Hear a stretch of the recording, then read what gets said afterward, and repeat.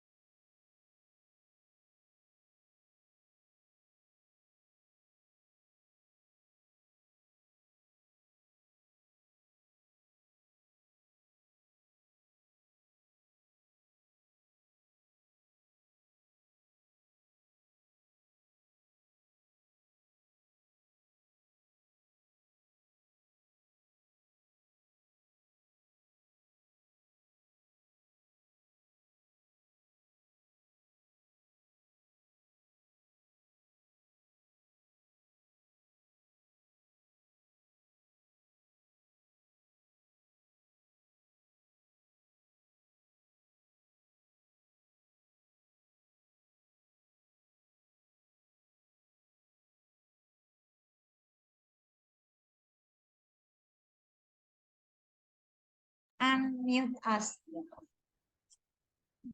Ya, jadi perlu diulang nggak ya pengantarnya? Nanti kalau di upload ya apa? Ya, oke, diulang sedikit lah pengantarnya ya. Jadi hari ini kita bahas tentang strategi bisnis internasional. Tolong di unmute dulu ya. Nah, jadi untuk bisa memasuki pasar internasional, pasar global, ya, untuk bisa melakukan ekspor, impor, dan seterusnya yang sudah kita bahas di pertemuan 8 kemarin, maka ada atau perlu strategi yang baik. Nah, hari ini kita pelajari beberapa strategi yang bisa digunakan ya kalau kita mau berhasil dalam melakukan bisnis internasional atau transaksi internasional. Nah, sebaik apapun, sebagus apapun kualitas produk kita, gitu ya, kalau kita tidak punya strategi yang baik, ya, kita tidak punya data tentang peluang bisnis yang baik, nah, semua akan sia-sia. Kemungkinan gagal akan sangat besar. Nah, sehingga perlu adanya strategi. Ya. Nah, jangankan untuk bisnis internasional gitu ya, yang skalanya luar biasa gitu, kita lintas negara dan sebagainya. Nah, sementara untuk bisnis domestik saja kita butuh strategi. Untuk bisnis sekecil apapun skalanya itu diperlukan strategi. Ya, oke baik. Nah, jadi kalau secara umum terlihat atau tidak? Nah, secara umum strategi untuk manajemen gitu ya, secara umum itu banyak sekali ya, banyak sekali. Jadi intinya kita butuh formulasi gitu ya. Formulasi itu strategi awal yang harus disusun ya, formula kayak rumus-rumus strategi mau yang gimana gitu ya. Apa yang cocok, yang sesuai, yang harus kita pakai, yang harus kita gunakan. Nanti kan ada macam-macam strateginya. Nah, kalau yang terkait dengan formula sudah kita lakukan, maka atau kita sudah rumuskan gitu ya formulanya, maka implementasi itu menjadi penting. Ya, sebagus apapun, sebaik apapun, sedetail apapun strategi yang sudah disusun, formula yang sudah disusun, tapi kalau implementasinya tidak baik, tidak bagus, tidak lagi istilahnya tidak sesuai dengan kondisi, maka percuma juga gitu ya. Jadi antara rumusan strategi dengan implementasi itu harus sama-sama bagus, sama-sama sesuai gitu ya. Nah, jadi kalau di buku ada beberapa chapter gitu ya. Nanti kita pelajari satu-satu. Nah, langkah awal ya kita perlu identifikasi peluang. Kemarin sudah saya bahas juga ya di bab ekspor impor ya. Jadi kita perlu ada data tentang peluang bisnis internasional kita sampai di mana. Negara mana yang kira-kira kita bisa masuk misalnya. Atau produk apa yang kira-kira bisa diterima ya, oleh pasar luar negeri. Jadi kalau kita tidak punya data itu yang valid, yang akurat, kemungkinan besar akan gagal. Ya, karena itu merupakan faktor penentu keberhasilan. Kita kemarin sudah bahas ya. Nah, manfaat dari identifikasi peluang tentu saja nanti kita dapat ya kita tahu persis gitu ya, kita tahu persis ukuran pasar kita di mana ya. Ukuran pasar sekali lagi yang kita bahas di sini adalah bukan pasar seperti pasar Tanjung, pasar Awang-Awang atau pasar-pasar lainnya yang kita notabene lihat ya.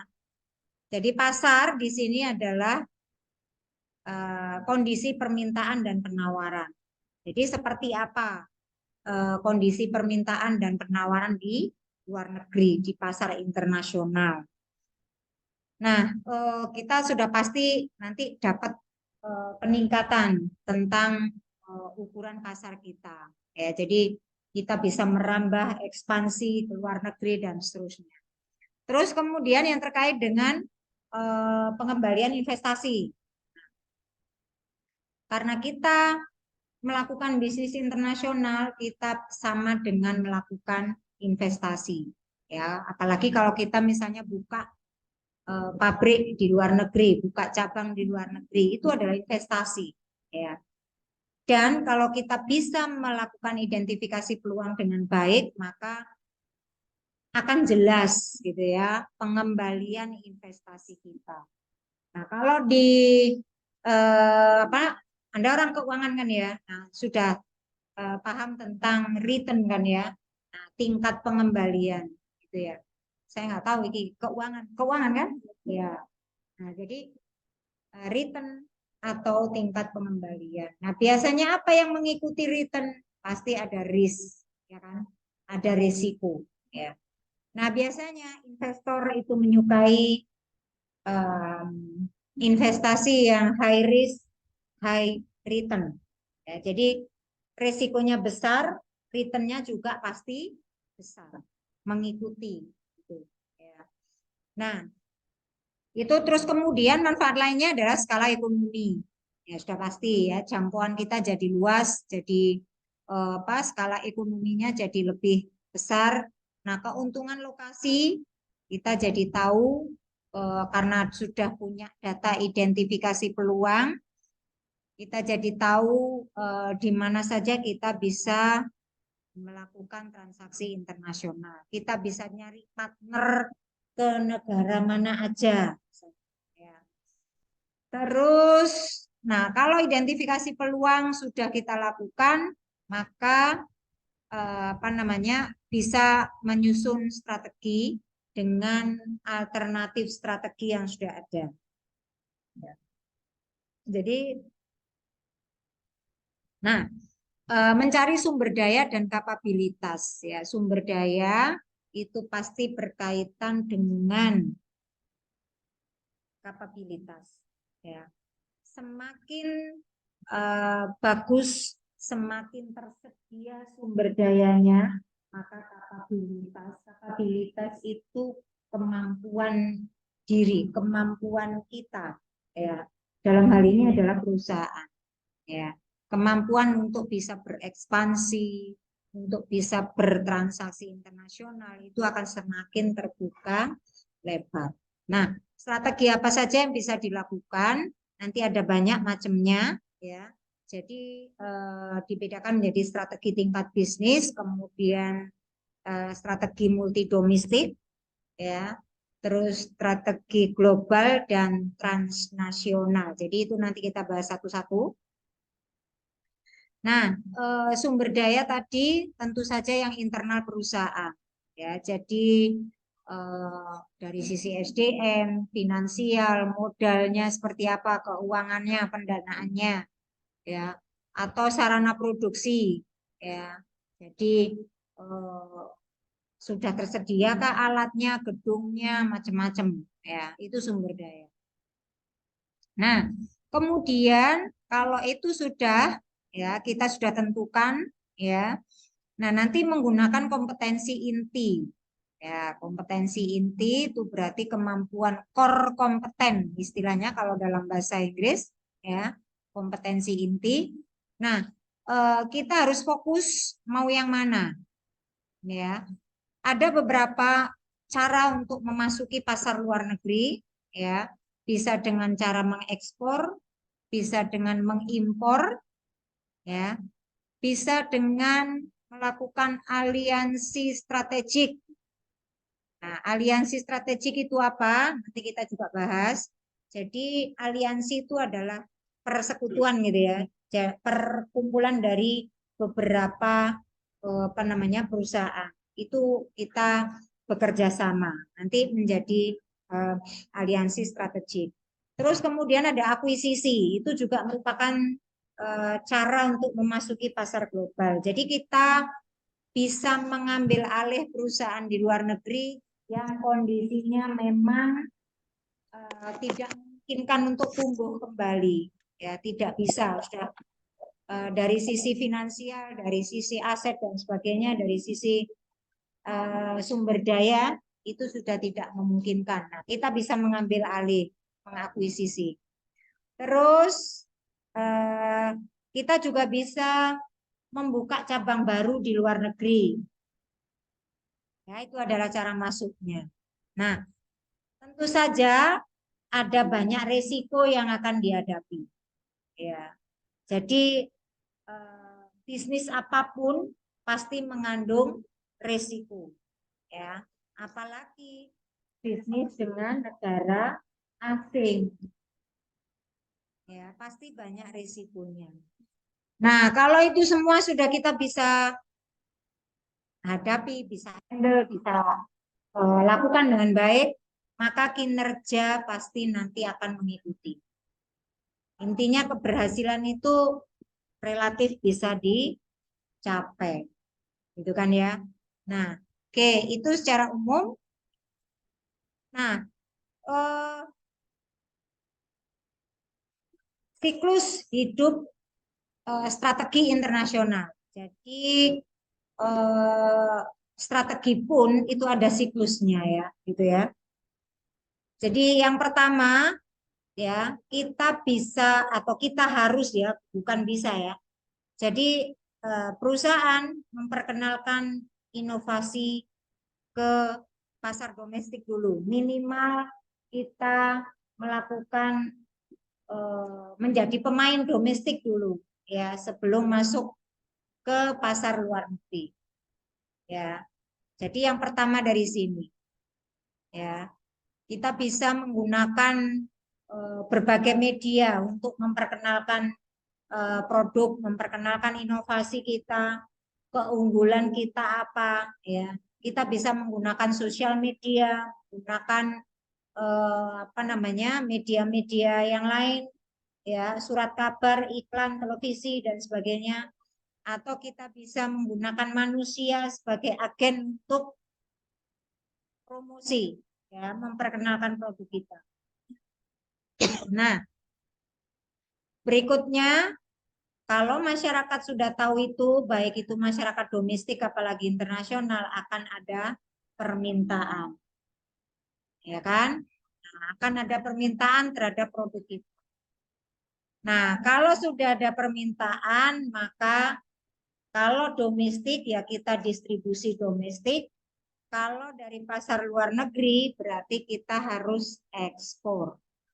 Karena jelas sudah ada permintaan, ya. Kalau tidak ada permintaan, kita mau memasarkan kemana? Ya, itu akan repot nanti. Ya. Nah, terus berikutnya, nah ini persaingan luar negeri. Jadi ini kita sudah jadi pemain istilahnya ya. Kita sudah melakukan transaksi internasional, bisnis internasional. Jadi kita sudah tahu kondisi persaingan luar negeri seperti apa. Ya. Nah, terus dari sini kita bisa memproduksi ya, memproduksi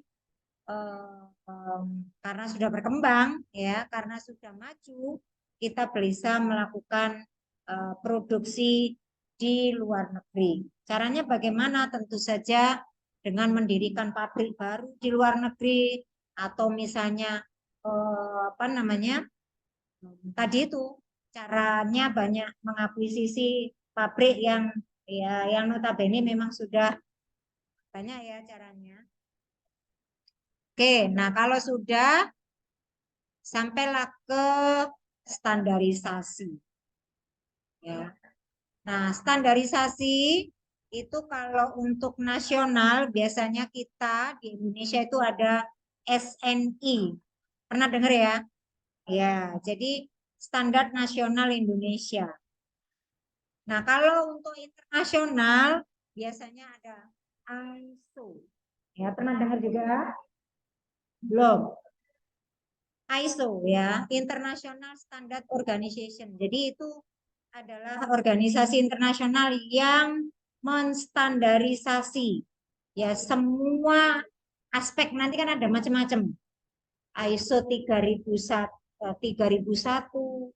ISO 5001, biasanya gitu kodenya ya. Ada kalau khusus untuk manajemen risiko itu biasanya ISO 31.000. Itu ISO ya. Terus misalnya untuk makanan, standarisasi makanan itu ada sendiri. Banyak sekali ya kodenya untuk masing-masing aspek atau bidang. Ya, jadi itu standarisasi. Nah, untuk bisa memenangkan persaingan kita perlu melakukan standarisasi, ikut standarisasi. Ya, oke. Nah, tapi ya saya ini ya, saya nggak teriak-teriak juga. Oke, nah terus berikutnya, nah 4 evolusi menuju perusahaan global. Jadi yang pertama tadi ya kalau dari siklus kita harus dulu main di domestik kan gitu ya, di dalam negeri ya. Nah, menurut tingkat proteksinya ya dari pemerintah itu perusahaan itu dibedakan menjadi 3 apa ya bukan siklus ya 3 tahap gitu ya 3 tahap. Jadi yang pertama itu industri bayi. Industri bayi yang dimaksud di sini tuh bukan jual pakaian bayi, produk-produk untuk bayi bukan. Maksudnya perusahaannya itu masih pemula. Itu namanya industri bayi. Ya. Nah, masih pemula, startup gitu ya, atau perusahaan-perusahaan yang baru melakukan ekspor misalnya, itu masuk ke industri bayi. Nah, nanti kalau sudah misalnya sudah melakukan transaksi internasional bolak-balik, gitu ya, sudah jadi pemain menengah ke atas itu baru remaja, ya tahapannya seperti itu. Nah, industri dewasa itu adalah tahap berikutnya. Jadi di sini perusahaan itu sudah matang, ya mature itu matang.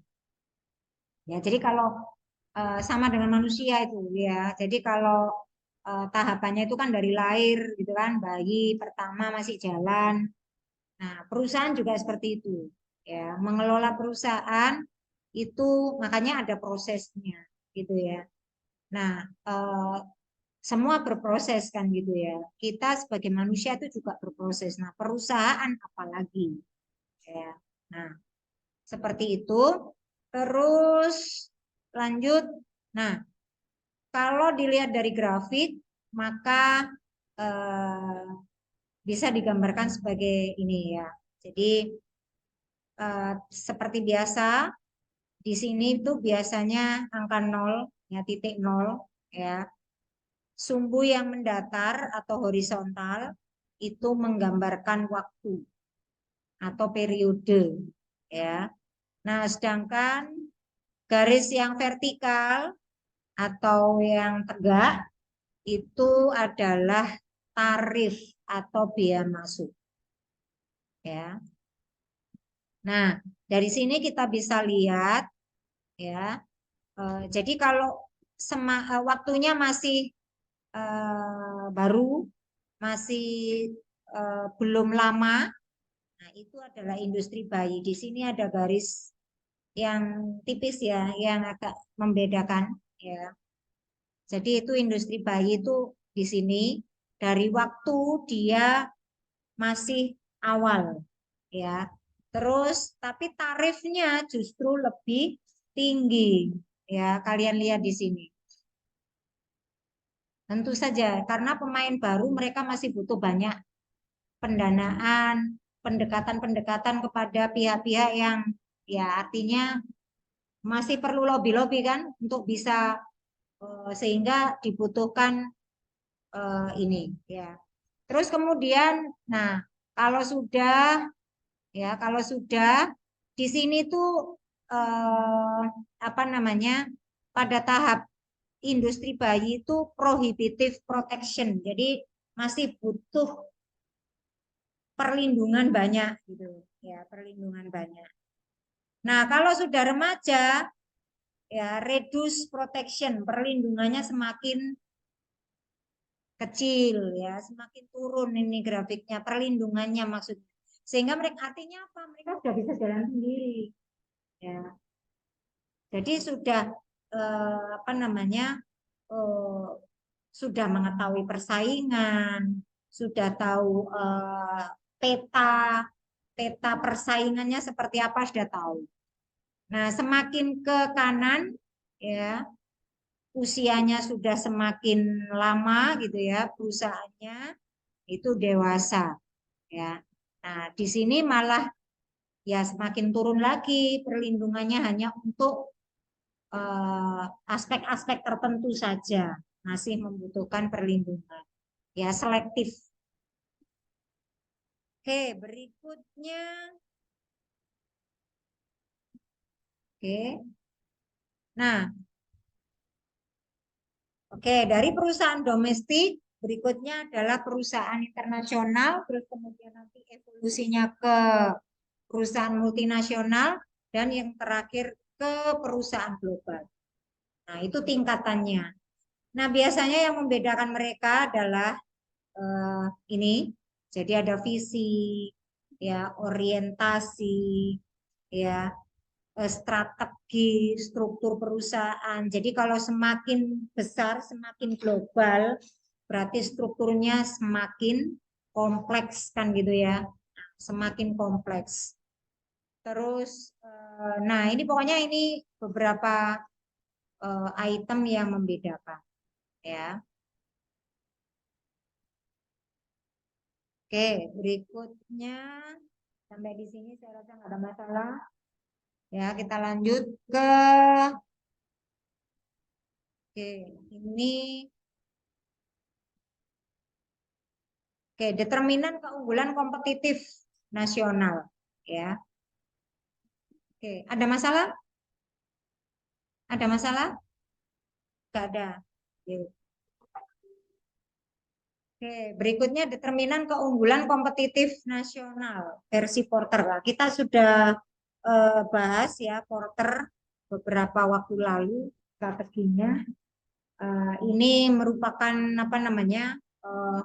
Jadi hasil penelitian itu bahwa untuk keberhasilan ya dibutuhkan faktor-faktor penentu ya. Jadi ada faktor kondisi, ada faktor umum, ada faktor khusus ya. Terus nah tinggal nanti bagaimana menjelaskannya itu berdasarkan anak panah mereka hubungannya ya. Jadi nah kalau kondisi permintaan itu berarti eh, di sini ada negara asal bisa mendukung skala operasional yang efisien dengan sendirinya. Nah, jadi beberapa faktor kondisi, kalau faktor dasar, ya perhatikan, faktor dasar ada tanah, ada pekerja, ya. Terus kemudian faktor lanjut itu pekerja berpendidikan tinggi, jadi SDM itu juga penting, ya. Jadi ini beberapa faktor yang terkait. Nah, kita fokus ke strateginya ya. Jadi beberapa macam tadi itu kita bahas satu-satu. Yang pertama strategi tingkat bisnis internasional. Ya. Perhatikan strategi tingkat bisnis internasional yang pertama adalah biaya rendah ya, strategi biaya rendah. Nah, strategi ini biasanya diadopsi oleh negara asal, artinya negara pengekspor, ya. Nah, eh, nilai tambah operasional rendah di negara asing, nilai tambah operasional tinggi di negara asal. Jadi makanya kita itu selalu menggaung-gaungkan gitu ya, produk yang bersaing. Ya, apalagi di pasar internasional. Nah, bagaimana yang dimaksud dengan bersaing? Berarti kita bisa menghasilkan produk yang sama kualitasnya dengan pesaing, tetapi dengan biaya yang lebih rendah. Itu namanya bersaing. Kemudian strategi tingkat bisnis lainnya adalah diferensiasi. Ya, diferensiasi. Nah, biasanya ini yang mengadopsi strategi ini adalah Jepang, Jerman, ya, Amerika, ya. Jadi negara dengan faktor lanjut dan khusus, ya. Jadi ini sudah settle, ya, sudah maju, sudah bagus. Apa namanya, perusahaan-perusahaannya juga sudah yang relatif multinasional, ya. Nah, terus masih strategi tingkat bisnis yaitu strategi fokus, ya. Nah, strategi fokus, jadi di situ perusahaan yang maju secara teknologi mengikuti strategi berbiaya rendah yang terfokus. Jadi fokusnya itu jelas, ya, apa-apa yang ditentukan oleh perusahaan tersebut. Nah, yang apa namanya? Kemudian di situ perusahaan dengan diferensiasi terfokus bersaing dengan basis image atau desain, ya. Nah, sedangkan untuk kelompok ketiga yaitu perusahaan-perusahaan yang masih apa namanya? Startup, itu biasanya bersaing pada harga rendah dan mereka biasanya mengadopsi, ya. Kalau meniru itu apa ya? Em, Bukan mengcopy, ya, istilahnya itu, iya. Kalau menjiplak itu kesannya jelek, ya. Jadi boleh kita, ya, ATM itu loh. Pernah dengar strategi ATM? Amati, tiru, modifikasi, ya. Jadi sah sah saja, ya. Jadi kita itu bukan copy paste, ya, beda. Kalau copy paste itu kita langsung copy, langsung plug paste, ya. Kita nggak melakukan apa-apa, ya, nggak mikir, nggak apa, langsung copy paste. Tapi kalau ATM itu kita melakukan modifikasi, ya. Nah, itu biasanya untuk menghindari tadi itu menjiplak, ya. Sekarang istilahnya itu kan plagiasi, itu kalau untuk yang dokumen kan, ya, plagiasi. Misalnya ya, mungkin kalian kan sudah kemarin, ya, sudah di waktu KKN itu kan udah paham, ya, yang terkait dengan itu. Nah, jadi untuk menghindari plagiasi atau menjiplak atau plagiat, kita perlu melakukan yang terakhir yaitu modifikasi. Ya, jadi jangan hanya copy langsung paste, ya, tapi copy habis itu paste, habis itu dimodifikasi, ya. Tidak berhenti di paste saja, ya. Jadi eh, perlu itu. Oke. Nah, lanjut berikutnya strategi tingkat bisnisnya. Nah, untuk korporat itu berarti ya perusahaan, ya. Strategi korporat itu ada multi domestik, strategi global, dan strategi transnasional. Nah, jenis strategi korporat yang akan dipilih itu mempunyai pengaruh dalam seleksi dan penerapan strategi tingkat bisnis. Ya, jadi Ya, tadi itu tergantung kepada sumber daya, ya, kapabilitas, ukuran perusahaan, dan sebagainya. Nah, apa itu strategi multi domestik? Jadi strategi multi domestik itu, mana tadi? Oke,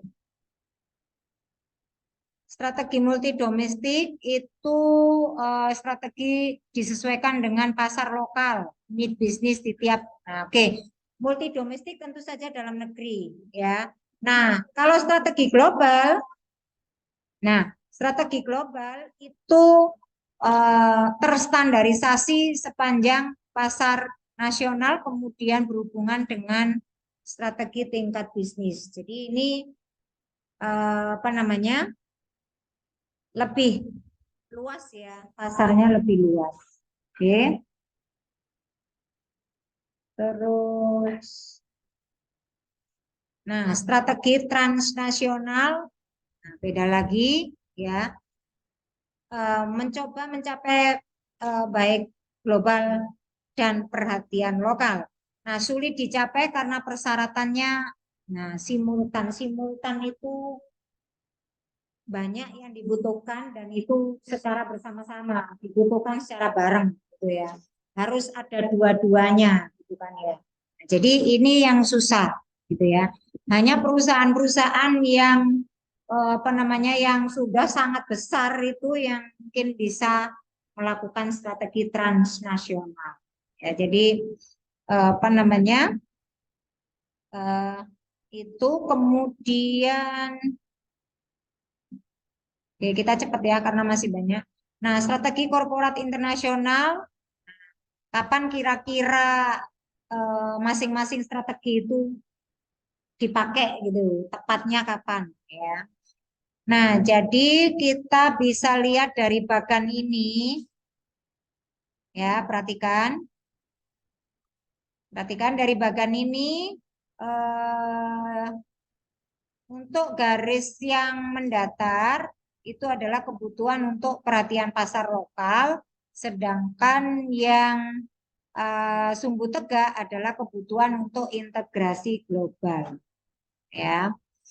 Dan apa namanya? Kalau dilihat dari sini, ini adalah titik nol ya, tentu saja. Jadi ini rendah, semakin ke kanan semakin tinggi. Demikian juga untuk kebutuhan integrasi global. Jadi semakin ke atas angkanya pasti semakin tinggi, ya. Nah, multi domestik itu ada di sini. Jadi kalau berdasarkan kebutuhan pasar lokal kita masih tinggi, ya. Terus untuk kebutuhan integrasi global rendah, maka yang perlu kita lakukan adalah strategi multi domestik. Caranya begitu, cara membaca bagannya, ya. Oke, paham ya? Paham dari sini ada pertanyaan? Loh, paham nggak? Loh, pertanyaannya di sini adalah kapan banyak strategi tadi itu diaplikasikan, diimplementasikan. Mana yang lebih tepat digunakan? Kan gitu ceritanya ini, ya kan? Nah, kita bisa dari salah satunya dari bagan ini. Cara membaca bagan ini, ya, perhatikan garis yang mendatar atau horizontal itu adalah kebutuhan untuk pasar lokal, ya kan? Nah, sedangkan yang garis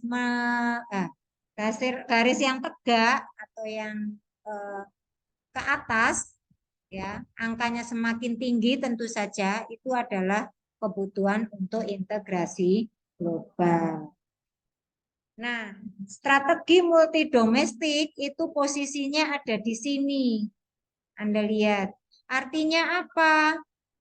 Berarti kebutuhan akan pasar global, maksudnya perusahaan kita itu loh, ya, masih cocoknya itu hanya melayani pasar lokal. Makanya kita pakai multi domestik. Oke, paham ya, wis? Ya. Nah, kebutuhan untuk integrasi global ya rendah karena kan di sini posisinya dia di bawah kan. Kalau dia di sini, nah berarti bisa jadi strategi transnasional karena kebutuhan untuk pasar lokal berarti rendah, kebutuhan untuk integrasi global tinggi, kan gitu, ya kan?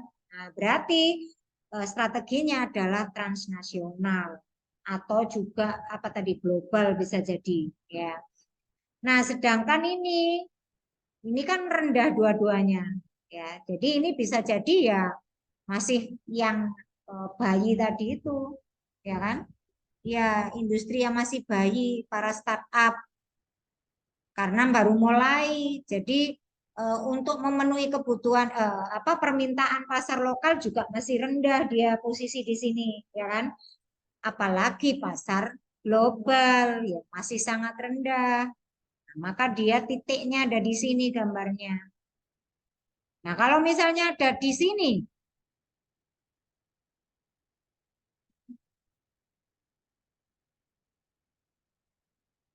sama-sama tinggi, ya kan? Kebutuhan terhadap ini tinggi, kebutuhan ini juga tinggi. Berarti kalau dari ini tadi berarti transnasional juga masuk di sini, ya kan? Tetapi itu sulit dilakukan kelihatannya karena harus memenuhi dua-duanya, kan gitu, ya. Nah, itu tadi yang kita bahas. Nah, oke, tadi sudah ya berarti kalau yang di sini berarti strategi global. Strategi global itu kebutuhan terhadap pasar lokalnya rendah karena dia di sini. Kalau ditarik titik itulah di sini sih misalnya. Nah, kalau garis putus-putus misalnya kita buat garis putus-putus berarti dia mungkin ada di sini. Berarti rendah jika dibandingkan ini karena semakin kanan semakin tinggi kan gitu kan. Nah, berarti kalau ada di sini, berarti kebutuhan integrasi globalnya yang tinggi. Oke, harus paham ya. Nah, terus, nah, oke, berarti benar kan transnasional ada di sini. Ya, jadi pasar lokal dia juga dibutuhkan tinggi, integrasi global juga tinggi. Apakah mungkin? Ya mungkin, tapi ini sulit. Hanya perusahaan-perusahaan yang luar biasa ya, yang sudah sangat besar bisa jadi ya, yang melakukan strategi ini. Oke. Nah, oke. Sekarang pilihan strategi internasional berdasarkan nah, sekarang berdasarkan market complexity. Market complexity itu tingkat kompleksitas. Kompleksitas itu kompleks apa ya? Semakin lengkap, semakin rumit, semakin nah, gitu ya. Jadi permintaan pasar yang tingkat kompleksitas permintaan pasar ya. Terus yang sumbu ke atas adalah produk diversity. Jadi pengembangan produk ya. Nah, strateginya ada macam-macam ini ya.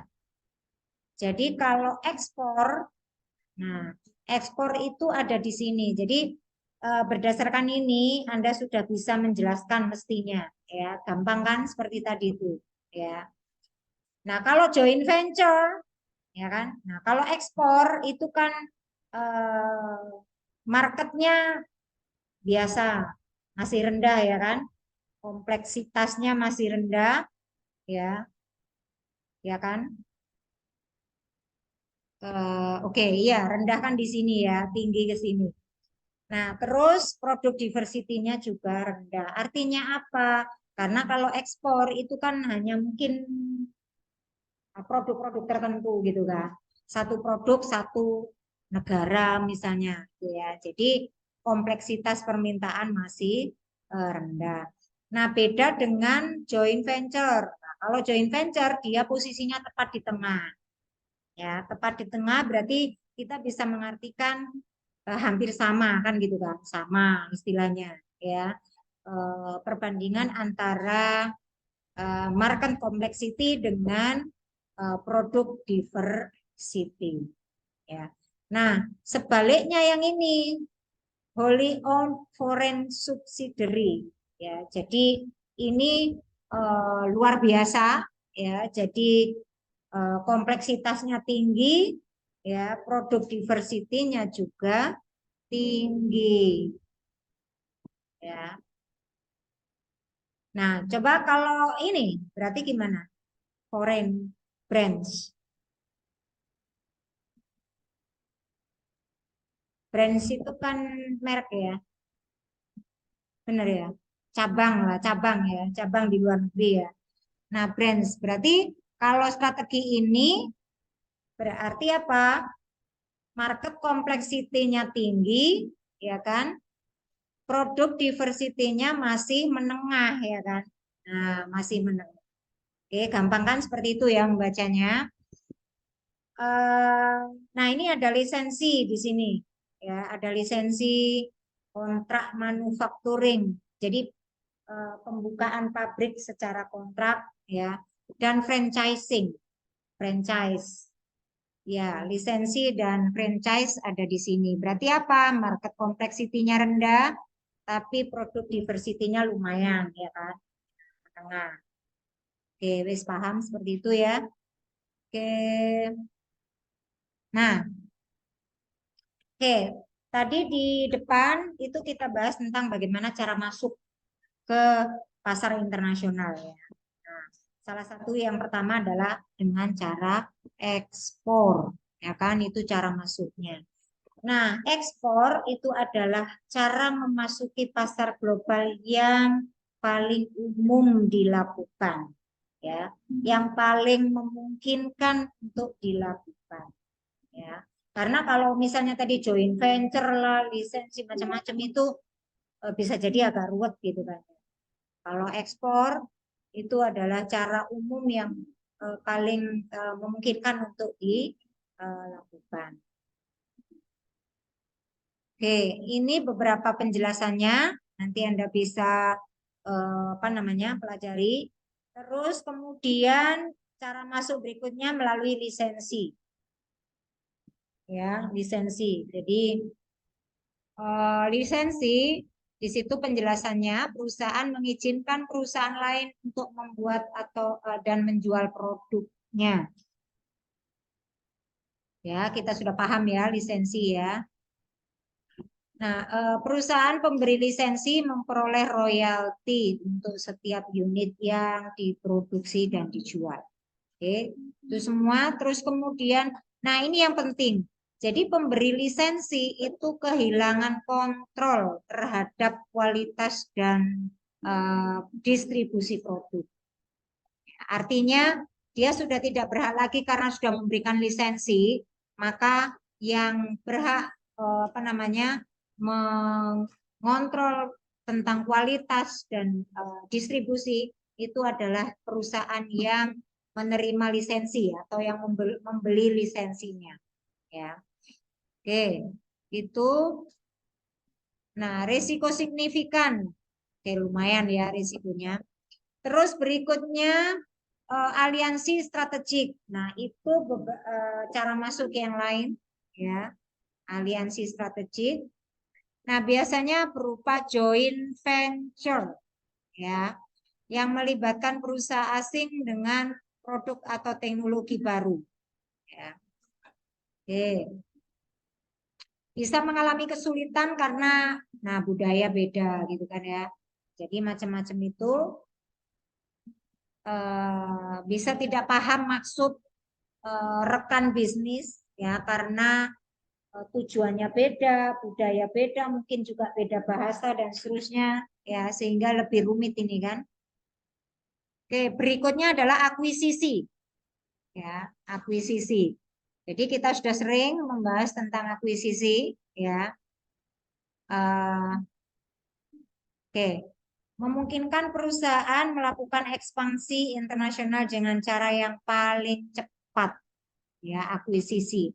Jadi tinggal kita mengambil alih membeli perusahaan yang kondisinya tidak memungkinkan lagi. itu di luar negeri ya. Nah, mungkin halangannya atau kendalanya itu di hukum ya, persyaratan hukum atau peraturan. Oke, terus apalagi?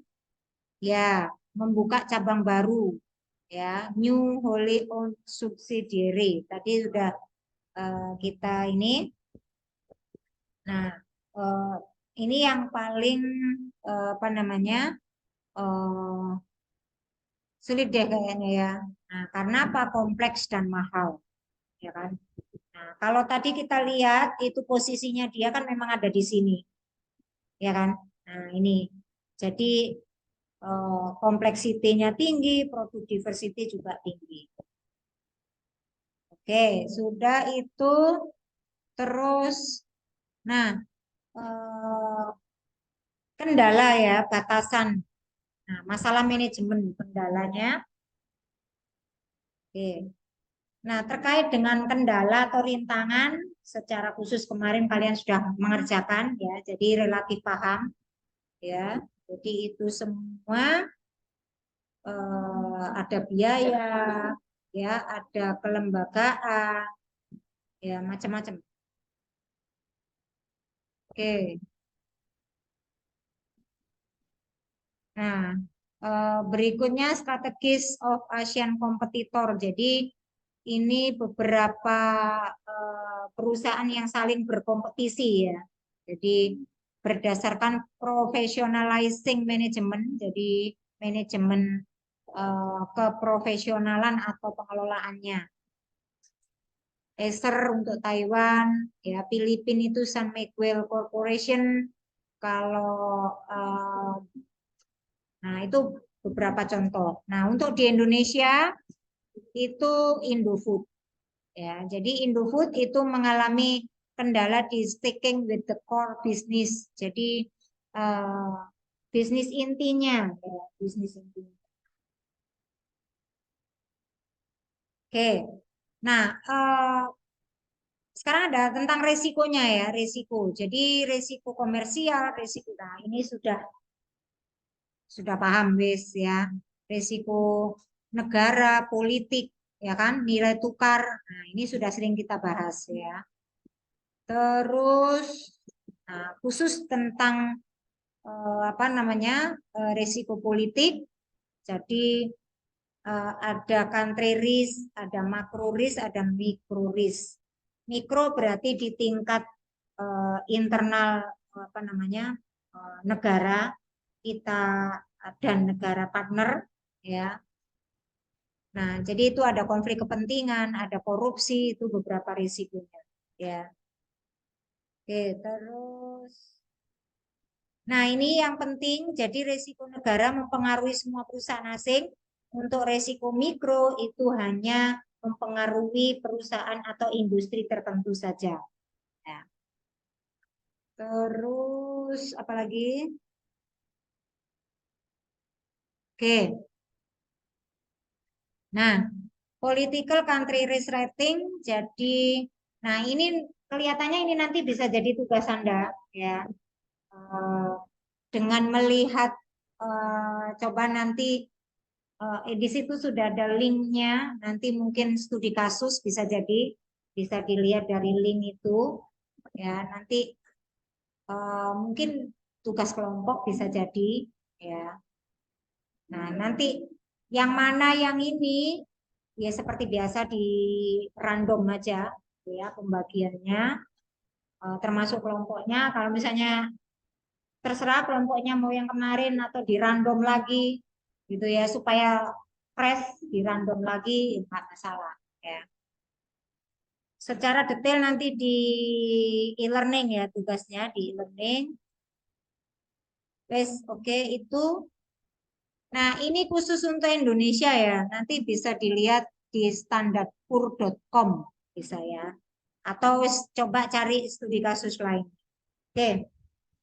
Sementara itu ada pertanyaan dari sini? Pas ya. Pas oke saya stop share seperti biasa. Anda on cam. Hmm? Nah, keluar sendiri, kenapa nggak masuk lagi? Ya kan? Terus saiki wayahe iki. Piye?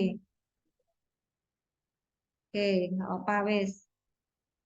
Ayo, ayo, ayo, Ria Anjeli, Erna, Aida, Anadila, itu, oh, anak ya, Anadila. Fatimatul Zahra ada di sini? Oh, kerja. Oh, oke. Ya wes, satu, dua, tiga. Ya, oke. Hmm,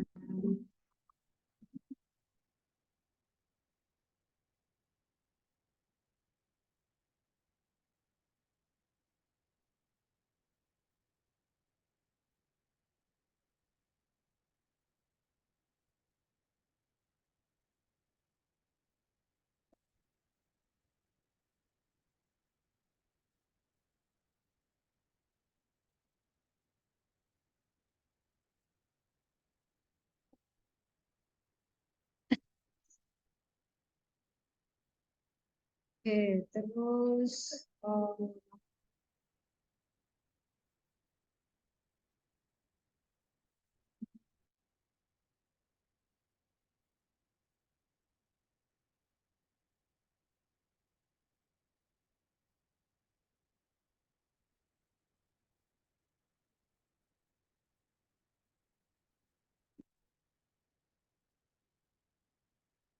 bentar, saya absen dulu.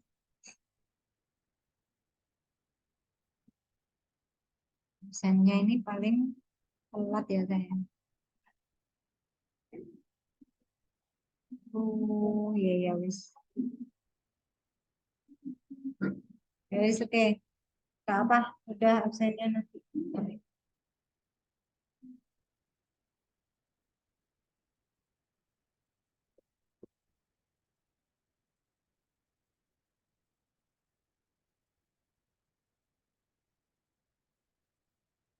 Oke, baik. Kalau tidak ada pertanyaan, saya rasa hari ini cukup ya. Saya end meeting. Saya akhiri. Assalamualaikum warahmatullahi wabarakatuh.